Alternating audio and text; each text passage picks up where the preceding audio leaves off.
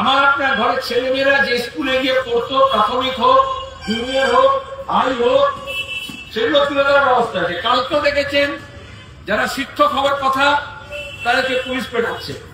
আপনার এখানে আজকে যেরকম ডিএম এর কাছে আপনাদের দাবি সনদ পেশ করতে এসছেন জেলা কৃষক সভার তরফ থেকে, কালকে এরকম চাকরি প্রার্থীরা শিক্ষকরা গিয়েছিল শিক্ষা দপ্তরে।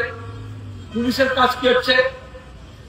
যত দুর্নীতিবাদ, যত চোর, যত লুটেরা, তাদেরকে পাহারা দেওয়া, তাদের স্বার্থ দেখা।